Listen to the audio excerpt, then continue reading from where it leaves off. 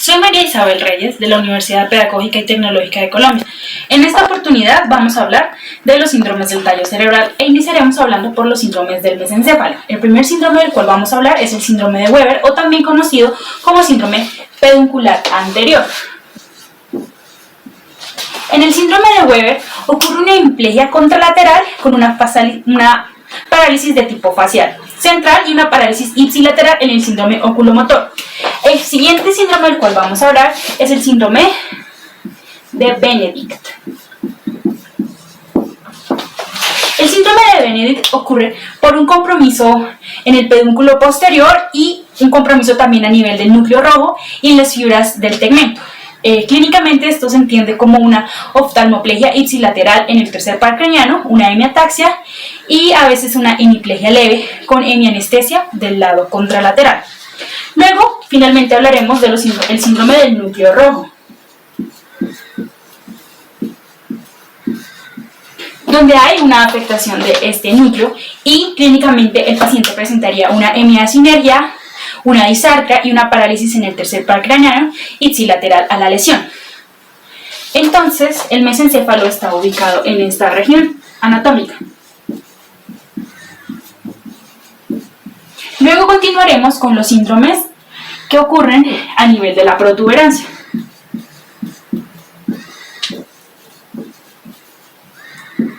El primer síndrome del cual vamos a hablar es el síndrome de Foville inferior.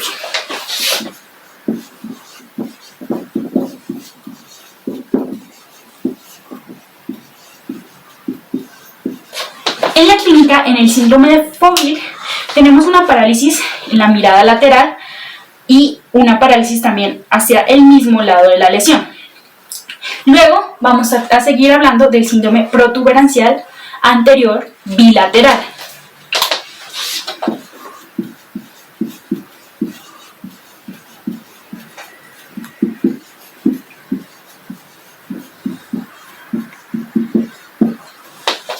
En la clínica de este síndrome tenemos que hay una lesión en la porción ventral de la protuberancia. En la clínica se produce una cuadriplegia y hay una incapacidad para hablar y una incapacidad en los movimientos faciales.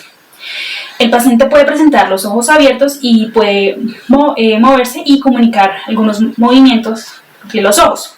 Luego, finalmente, tenemos el síndrome del ángulo pontocerebeloso.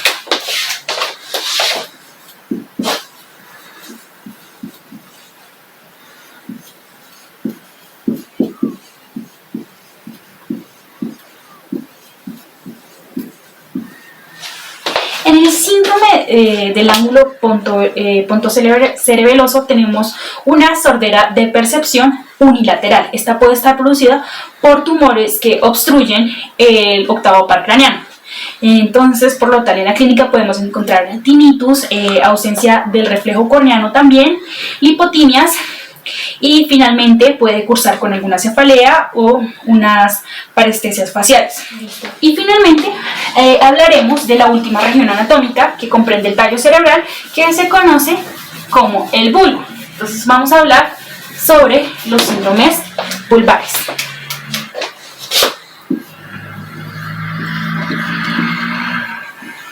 El primer síndrome sobre el cual vamos a hablar se conoce como el síndrome de Tapia.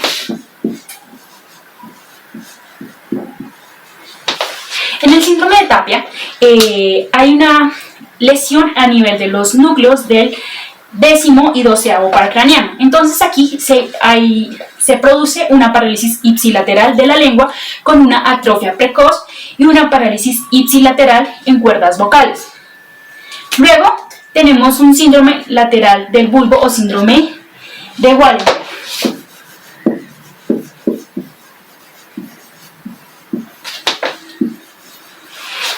En el síndrome de Wallenberg tenemos que hay una lesión en la arteria cerebrosa posterior inferior y clínicamente hay una anestesia en los miembros por la lesión en el haz espinotalámico. Y para finalizar hablaremos del síndrome de Abelis.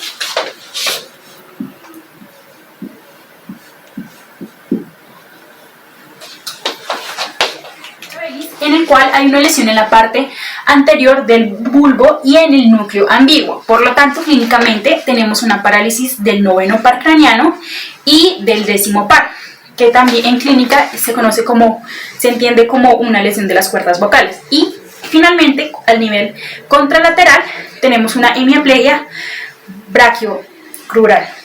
Muchas gracias.